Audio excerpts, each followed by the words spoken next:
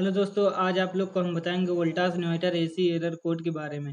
जैसे आपके एसी में E2 का एरर कोड आता है, उस कंडीशन में इंडोर फैन मोटर में फॉल्ट है। उसकी स्टार्टिंग वाइंडिंग कमज़ोर हो गई होगी।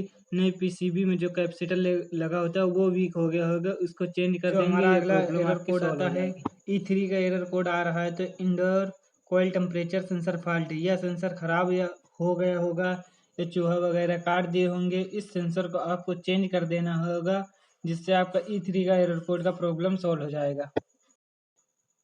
अगर आपके एसी में E6 का एरर कोड आता है, तो इनडोर और आउटडोर कम्युनिकेशन में फॉल्ट है। उस कंडीशन में आपको दोनों पीसीबी चेक करना है, और जो कम्युनिकेशन वाला तार रहता है उसे चेक करना है, कहीं से कटा ना हो या ढीला हो गया होगा या मॉइस्चर आ जाता है कभी कभी, तो E6 का एरर कोड आता है। इस कंडीशन में आपको साबित चेक कर लेना है, उसके बाद डिसाइड करना है कौन सा पीसीबी खराब है और आपको ले जाकर उस पीसीबी को रिपेयर कराना है।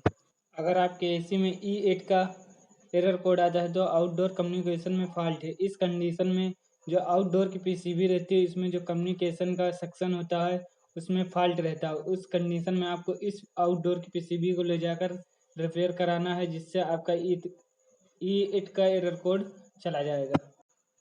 अगर आपके एसी में F2 का एरर कोड आता है, तो उस कंडीशन में कंप्रेसर सेटअप फॉल्ट, उस कंडीशन में आपको मीटर लेकर कंप्रेसर चेक कर लेना है। कंप्रेसर का टर्मिनल सही बता रहा है तो आपका आउटडोर की पीसीबी ले जाकर रिपेयर कराना है, जिससे आपका एसी का एरर कोड चला जाएगा।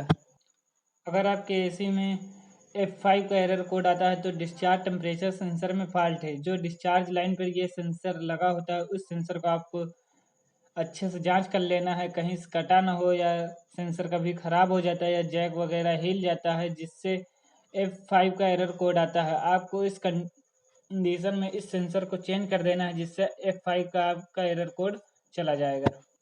अगर आपके एसी में F6 का एरर कोड आता है, तो उस कंडीशन में इस सेंसर का आपको चेक कर लेना है, कहीं से कटा ना हो या जैक वगैरह हिल जाता है या सेंसर ख़राब हो जाता है। इस कंडीशन में इस सेंसर को आपको चेंज कर देना है, जिससे आपका F6 का एरर कोड चला जाएगा।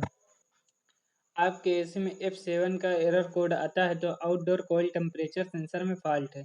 जो कंडेंसर के ऊपर जो कॉइल टेम्परेचर का सेंसर लगा रहता है, उस सेंसर को आपको देख लेना है, कहीं से तार कट गया होगा या जैक वगैरह हिल जाता है या सेंसर ख़राब हो गया होगा। उस कंडेंसर में आपको उस सेंसर को चेंज कर देना है, जिससे आपका F7 का एरर कोड चला जाएगा। अगर आपके एसी में F8 का एरर कोड आता है, तो आउटडोर एयर सेंसर में फॉल्ट है। जो कंडेंसर के बाहरी सतह पे लगा रहता है, जो बाहर की हवा को सेंस करता है, उस सेंसर को आपको चेक कर लेना है, कहीं से कटा ना हो या ख़राब हो जाता है कभी कभी, तो F8 का एरर कोड आता है। उस कंडीशन में इस सेंसर को भी आपको चेंज कर देना है, जिससे यह एरर कोड चला जाएगा।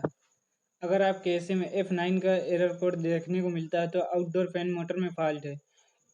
इस मोटर का आपको अच्छे से देख लेना है, कहीं मोटर बर ना गई हो या इसकी स्टार्टिंग वाइंडिंग कमज़ोर हो जाने के बाद भी F9 का एरर कोड आता है, या इसका कैपेसिटर वीक हो जाने के बाद भी F9 का एरर कोड आता है। उस कंडीशन में आपको अच्छे से जांच कर लेनी है और उसके बाद इस मोटर को चेंज कर देना है, जिससे F9 का एरर कोड आपका चला जाएगा। अगर आपको हमारी वीडियो अच्छी लगी हो तो वीडियो को लाइक करें और चैनल को सब्सक्राइब करें। इस तरह की वीडियो को देखने के लिए हमारे बेल आइकन को प्रेस करें। धन्यवाद।